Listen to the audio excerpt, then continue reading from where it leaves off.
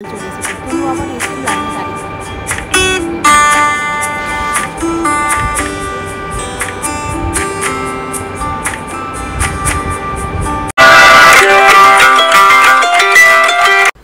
Good morning বন্ধুরা, কেমন আছো তোমরা সবাই? আশা করছি তোমরা সকলেই খুব ভালো আছো, আমিও বেশ ভালো আছি। আজ হচ্ছে তোমার রবিবার। সকালবেলা ঘুম থেকে উঠেছি অনেকক্ষণ আগে। কালকে বাড়িতে এসে আমি ভিডিও এডিট করতে পারিনি, সকালবেলা বসে ভিডিও এডিট করেছি। তাই উঠেছি আমি প্রায় 5টা থেকে 5:30টার মধ্যে।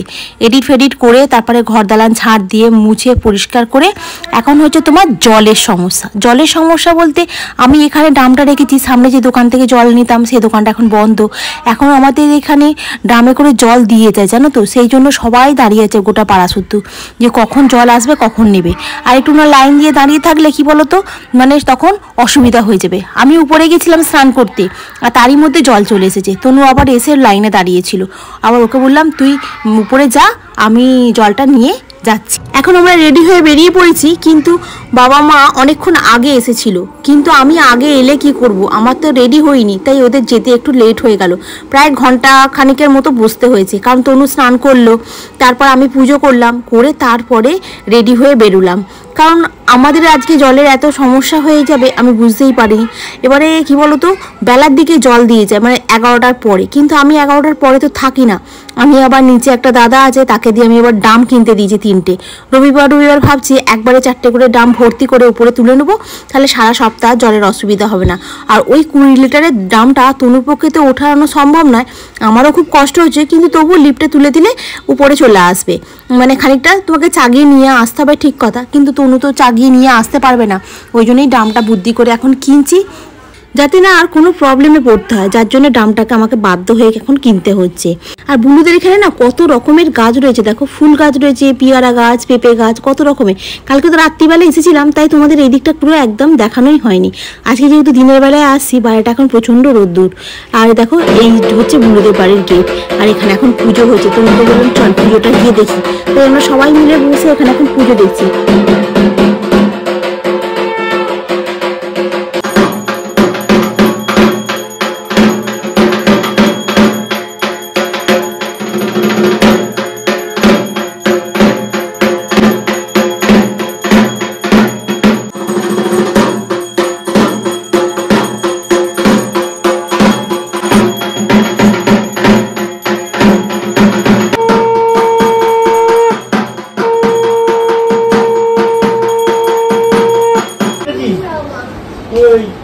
ছোট লাগছে না আমার দেখতে?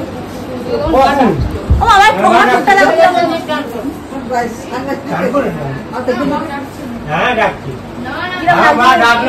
কত আদর করছে রে গোলুয়াকে, হ্যাঁ গোলুয়াকে কত আদর করছে রে।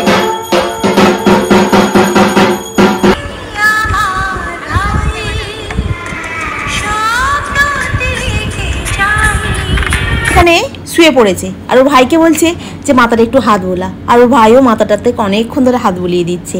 আর এই দেখো, এটা হচ্ছে বুলুদের অ্যাকুয়ারিয়ামটা পরিষ্কার পরিচ্ছন্ন করেছে। আগের বারে দেখাচ্ছিলাম ঘোলা মতো ছিল জলটা, এবারে অ্যাকুয়ারিয়ামটা বেশ ভালো সুন্দর পরিষ্কার করেছে। মাছগুলো কি সুন্দর খেলা করছে, দেখতে বেশ সুন্দর লাগছে। পুজো শেষ হয়ে গেছে, বুলু এখানে সবার জন্য প্রসাদ তুলছে, আমাদেরও দিয়েছিল। এখানে নাড়ু আর তিলের নাড়ুটা খুব সুন্দর খেতে হয়েছিল। প্রসাদ খেয়ে চলে এসেছি একেবারে দুপুরবেলা আমরা এখানে লাঞ্চের জন্য। লাঞ্চের খাবার হয়েছিল তোমার ভেজিটেবিল ছিল, শাক ভাজা ছিল, ডাল, ঝুড়ো আলু ভাজা, মাছ, চাটনি, পাঁপড় সবই ছিল। বেশ ভালো খাওয়া দাওয়া হয়েছে। খেয়ে দিয়ে বুলুর এই যে উপরে গাছ লাগিয়েছে, সুন্দর সুন্দর গাছ লাগিয়েছে। দেখো, এখানে আবার একটা নতুন রকমের গাছ দেখলাম, সেটা হচ্ছে তোমার রাখি গাছ।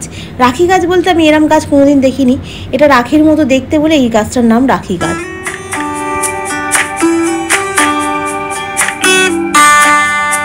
বুলুদের বাড়ি এই মনসাতলাটা আজকের নয়, যখন বুলুর বিয়ে হয় তখন এই মনসাতলাটা দেখেছিলাম। এখনও কি সুন্দর পরিপাটি করে গুছিয়ে রেখেছে।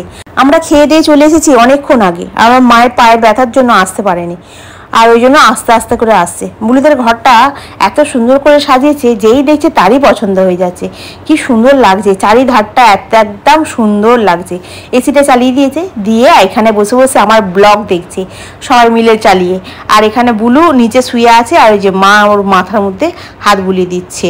এই ফার্স্ট টাইম নিজের ব্লগটা টিভিতে দেখলাম। টিভিতে না ব্লগ দেখতে খুব সুন্দর লাগছিল জানো তো, যেন মনে হচ্ছে না সিনেমা চলছে। এখন বুলুদের এখানে সিঁড়ি হয়েছে, লোহার সিঁড়ি, সেই সিঁড়ি দিয়ে ছাদে উঠছি। আরে দেখো না, দড়িটা মাথায় আটকে গেছে, তনু উপর থেকে চেঁচাচ্ছে, আর আমি এক হাতে ফোন এক হাতে তোমার রড ধরে ধরে উঠছি, কি ভয় লাগছে।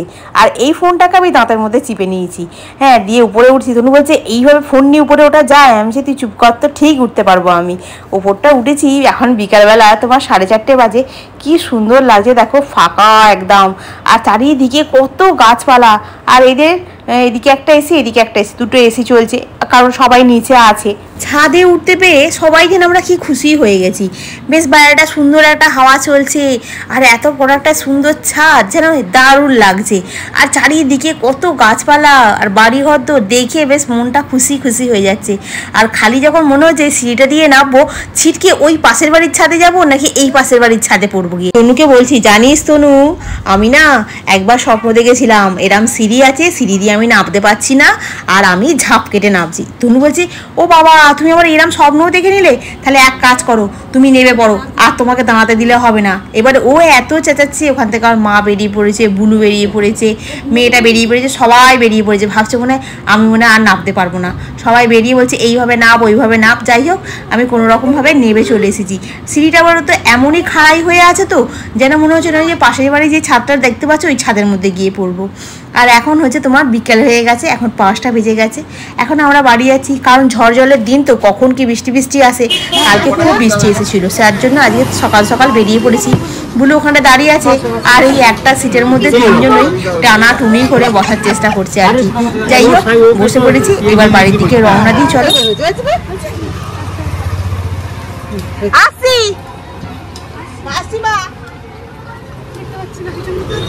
আসি ও সমীর বাবু, আসছি আসছি আসছি বাবু, আসছি।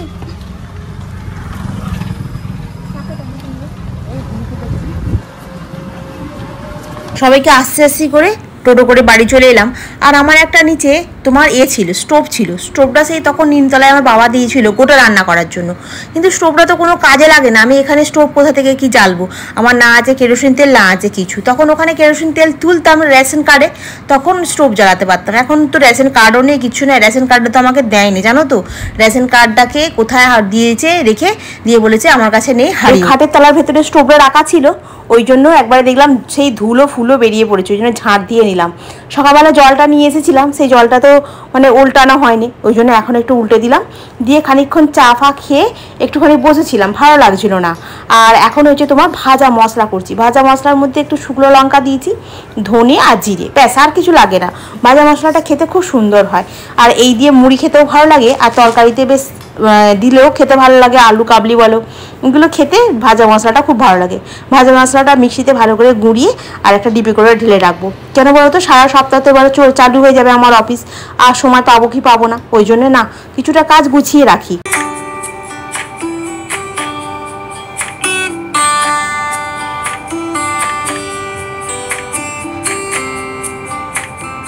বুলুদের বাড়িতে খেয়ে আসার পর না এখনো পর্যন্ত সে ঢেকুর উঠছে, ওই জন্য বললাম যে কী খাবো রাত্রেবেলা, তাহলে এক কাজ করি, একটু পেঁয়াজ, একটু গাজর, একটুখানি কাঁচা লঙ্কা সবকে একদম ওই চপারে দিয়ে চপ করে নিয়েছি। দিয়ে একটু ভাজা মশলা দিয়ে দিলাম, একটু সর্ষের তেল দিলাম। এটা নিয়ে গিয়ে তনুর কাছে যাই। তনু না খুব সুন্দর মুড়ি মাখে, জানো তো, খেতে দারুণ লাগে। এই ছোলা দিয়ে বাদাম দিয়ে ভালো করে সুন্দর করে মেখে দেবে, এই খেলেই পেট ভরে যাবে। সব এনে দিয়েছি, তুমি মাখো। তুমি ওর তো তেলটা দেওয়া আছে, সব আছে, আলাদা আলাদা করে মাখো। তনু মুড়িটা এত সুন্দর মেখেছে, আমি খাওয়া চালু করে দিয়েছি। মুড়িটা বেশ সুন্দর লাগছে খেতে। আর এই যে তনু এখানে ল্যাপটপ সেট দেখছে, ওটা দেখতে দেখতে খাচ্ছে। আর আমি এখন দুধটাকে গরম করে রেখে দিয়ে গেছি, আর দইটাও দিয়েছি। দই যখন পাতবে না বন্ধুরা, আমি এটা আগের বারে ট্রাই করে দেখছিলাম, দইটা অল্প দিতে হয়, মানে বীজটা অল্প দিয়ে দুধটা পাতলে না দইটা দারুণ বসে, জানো তো। সেবারে আমি পেতেছি, বেশ সুন্দর হয়েছে, ওই জন্য তোমাদেরকেও একটু বললাম।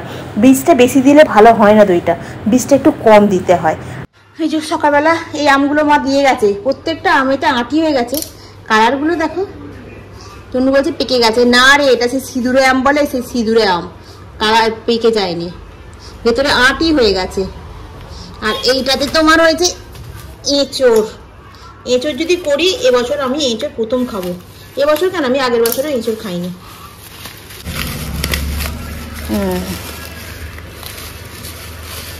এটা হচ্ছে তোমার এঁচোড়।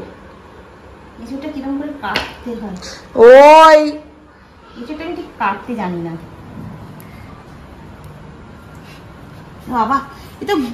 এ তো এর কান কাটা যাবে, ওই যে চোরের কান কাটা যাবে না এটাতে বাবা। এরকম করে এঁচোড় কাটবো, হাতটা যেন না লাগে। কাটবো বলে দেখি, এঁচোড়টা এত বড় দিয়ে তো চলে গেল আমাকে। কেন, আমাদের একটা অত বড় ছুরি আছে তো। না, ছুরি দিয়ে এঁচোড় কাটা যায় নাকি?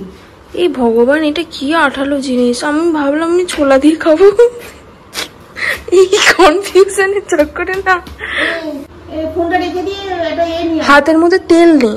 হাতে তেল মেখেছি আমি। ও বাহ, তুই কর, একটা কিছু দিয়ে ফোনটা। হাতুড়ি না আনবো? হ্যাঁ, হাতুড়ি নিয়ে হাতুড়ি মার একটা। কি আনবো? ওই তো নিয়ে আয় না। কি?